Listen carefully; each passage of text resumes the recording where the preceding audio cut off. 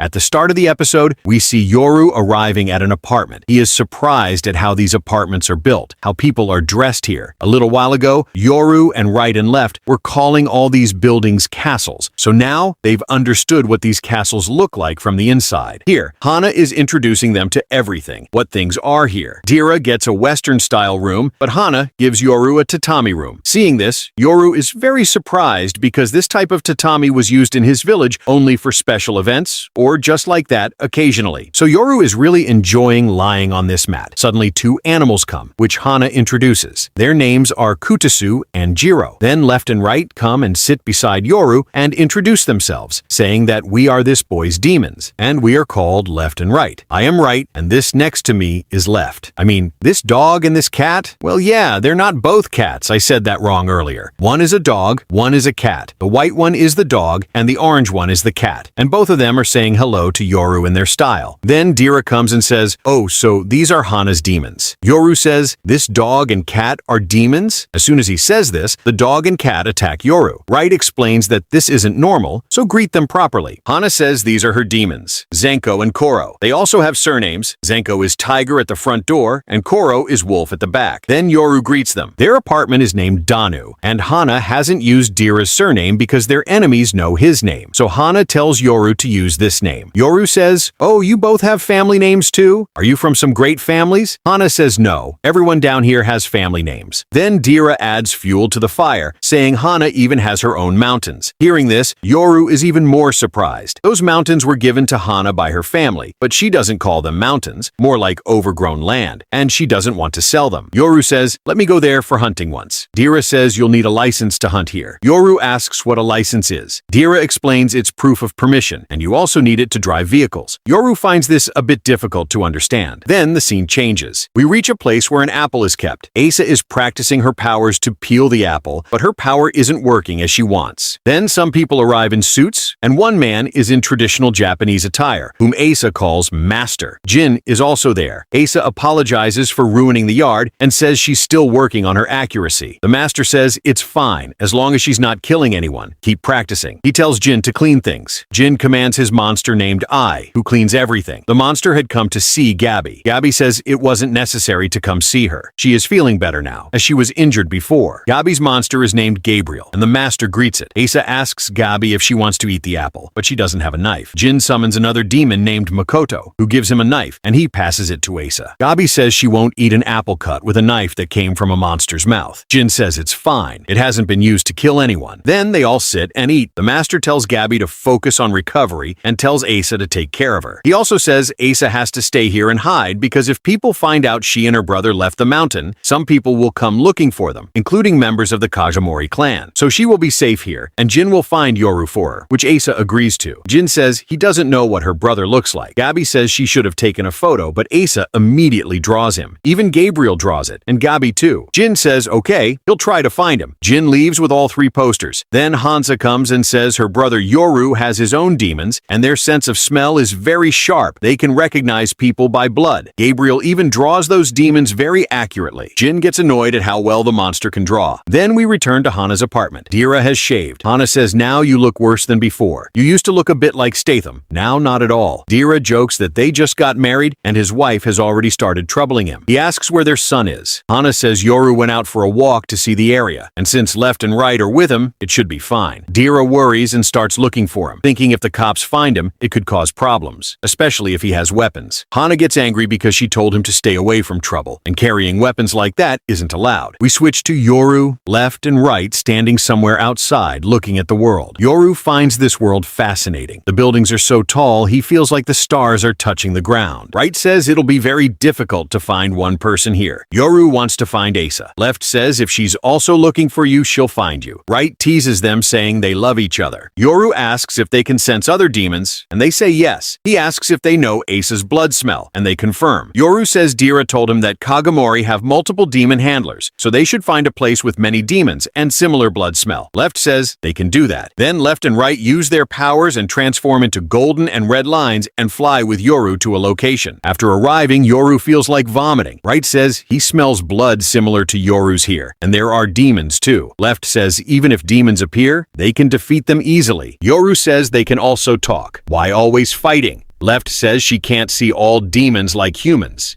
In this strange world, it's better not to try understanding everything. Yoru says he understands. He should treat them like animals he hunts. They reach a parking lot where Jin is talking on the phone with two men. Yoru, Left and Right observe from afar. Left and Right say those people have demons and some connection to Asa. If they sensed us, their demons probably sensed us too. Yoru confirms the suited people are humans. Then Asa appears, and Yoru rushes to attack, but Right warns the smell was old, like Asa's, but not fresh. Could be an imposter.